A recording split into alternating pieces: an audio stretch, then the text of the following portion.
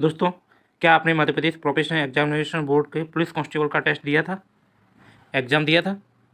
तो आपने इसके आंसर की अभी तक नहीं देखी है तो कृपया अपनी आंसर की देखें। इसके लिए आपको कुछ नहीं करना है, रोल नंबर और टीएसी कोड दिया है आपके एडमिट कार्ड पर, उसे डालकर ऑफिशियल वेबसाइट पर इसे देख सकते हैं। इसमें अगर आपने यह देखा है तो इसमें करेक्ट ऑप्शन के लिए ग्रीन कलर से दिखाया गया है, और रॉन्ग ऑप्शन या आपने आंसर नहीं दिया है उसके लिए इस कलर से दिखाया गया है, और करेक्ट ऑप्शन येलो कलर से दिखाया गया है। ठीक है दोस्तों, अगर आपने यह ऐसा देखा है, अगर आपने नहीं देख पाया है तो कृपया देखें और अपनी जिस प्रश्न पर आपको आपत्ति हो वहाँ अपनी आपत्ति दर्ज कराएं। इसी के आधार पर एक प्रश्न पत्र है मेरे पास, उसे आपको बताता हूँ कैसे इसे आपको देखना है। जैसे जयविलास पैलेस निम्नलिखित में से किस स्थान पर स्थित है? भोपाल, ग्वालियर, ओरछा, दतिया। तो इसमें से यह ग्रीन कलर से दर्शाया गया है ना, ग्रीन कलर से, वह आपका सही आंसर है। ठीक है, इसमें ग्वालियर है ना, वह सही है। इसी तरह से भारत में राष्ट्रीय खेलों की शुरुआत किस वर्ष हुई थी? तो भारत में राष्ट्रीय खेलों की शुरुआत सन 1924 में हुई थी। ठीक है दोस्तों, जैसे अगला प्रश्न है, तानसेन को कहाँ दफनाया गया था? तानसेन को कहाँ दफनाया गया? मुरैना, ग्वालियर, भोपाल, मांडू। तानसेन मूलतः ग्वालियर के ही थे, ग्वालियर में ही उन्हें दफनाया गया था, जिसका नाम रामतनु पांडे था। ठीक है, ये अकबर के 9 रत्नों में से माने जाते हैं एक। अगले प्रश्न को देखें, जैसे क्वेश्चन नंबर 4 है, तो इसमें क्या किया है इस बंदे ने? अंतर्राष्ट्रीय मुद्रा कोष IMF ने 2021-22 के लिए भारत के विकास के अनुमान को कितनी प्रतिशत पर रखा था? 9.5%, 8.5%, 11% या 10% पर? तो आप जानते हैं यह इस विकास अनुमान 9.5% IMF ने रखा था। कितना? 9.5%। लेकिन बंदे ने कौन सा आंसर लगा दिया है? 8.5%। इसलिए यह आंसर उसका गलत हो गया। ठीक है, जैसे अगला प्रश्न है 5वां, जैसे के विकास को नवपाषाण क्रांति कहा जाता है? होमोनाइजेशन, मेगालिथ या धातु विज्ञान या कृषि को? तो इसका सही आंसर है कृषि को। कृषि को नवपाषाण क्रांति कहा जाता है, इसलिए इसका सही आंसर माना है। लेकिन अगला प्रश्न है, जैसे निम्नलिखित में किस वर्ष में लाल क्रांति की शुरुआत हुई? लाल क्रांति की शुरुआत व्यापम ने आंसर दिया है क्या? 1980। लेकिन किसी और बंदे ने आंसर लगाया क्या? 1990। ठीक है, इसी तरह से अगर आपको ऐसे किसी प्रश्न पर आपको डाउट है तो वहाँ पर अपनी आपत्ति दर्ज करा सकते हैं। इसका चार्ज शायद 50 रुपये का रखा है प्रत्येक प्रश्न का। सिल्वर टंका के स्थान पर कांसे का टंका किसने चलवाया था? मोहम्मद बिन तुगलक ने। गौर महल कहाँ स्थित है? भोपाल में स्थित है। इसी तरह से अगला प्रश्न है, जैसे निम्न में से कौन सा ग्रैंड स्लैम टूर्नामेंट संबंधित खेल कोर्ट से संबंधित नहीं है?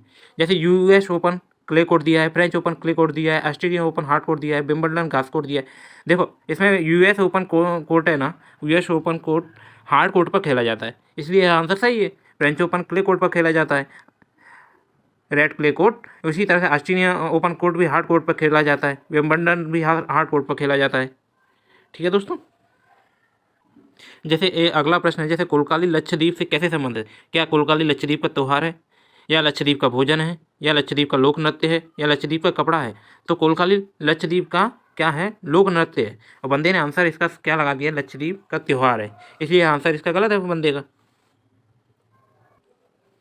जैसे अगला प्रश्न है, साल के पेड़ मध्य प्रदेश के किस क्षेत्र में पाए जाते हैं? उत्तर पश्चिमी, सेंट्रल, पूर्वी, पश्चिमी। तो साल के पेड़ मध्य प्रदेश के पूर्वी भाग में पाए जाते हैं। इसी तरह से अगला प्रश्न है, निम्नलिखित में कौन सा जिला मध्य प्रदेश के चीनी कटोरे के रूप में जाना जाता है? तो नरसिंहपुर चीनी की कटोरे में जाना जाता है, सभी को पता है इसका आंसर। एशियन खेलों में भारत के लिए पहला स्वर्ण पदक किसने जीता था? कुलवंत सिंह? नहीं भैया नहीं, सचिन नाग ने, जो तैराक के खिलाड़ी थे जिन्होंने भारत के लिए एशियन खेलों में पहला स्वर्ण पदक जीता था। ठीक है, अगला प्रश्न है, जैसे निम्नलिखित में कौन श्री हरिशंकर परसाई की पुस्तक है?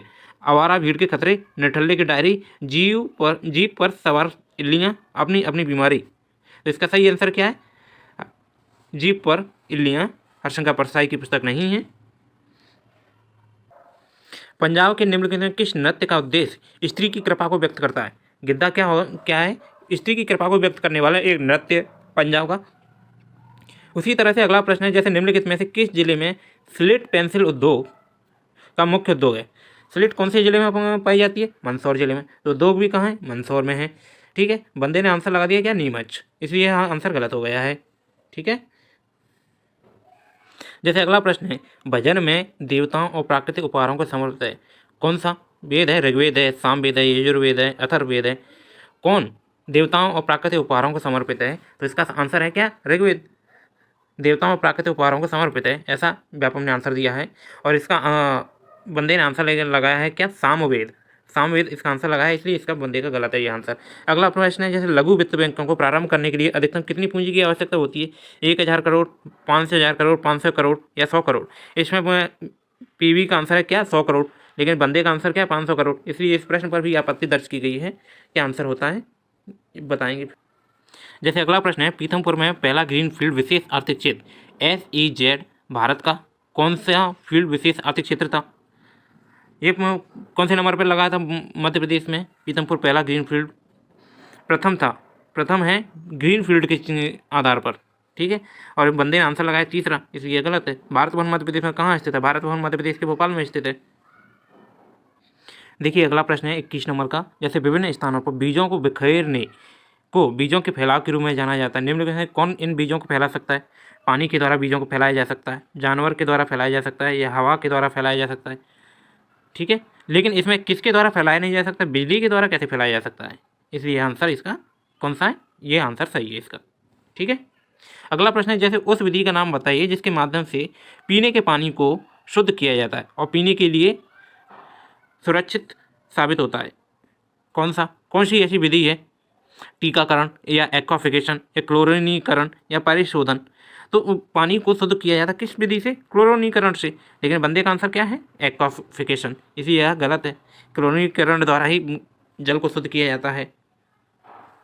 जैसे अगला प्रश्न है, वर्गीकरण के विज्ञान को क्या कहा जाता है? नाम पद्धति, आकृति विज्ञान, मॉर्फोलॉजी, वर्ग की या फेलोजेनी?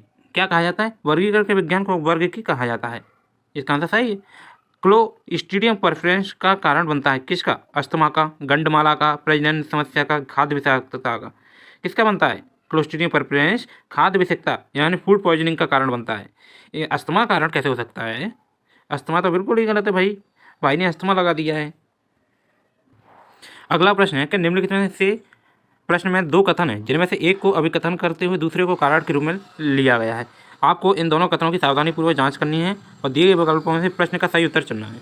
तो इसमें क्या कहा है? स्वच्छता का संबंध अच्छे वातावरण से रोग संचरण में संबंध बनाने वाले पर्यावरणीय कारकों को नियंत्रित करते हैं। हाँ, दोनों ही सही हैं।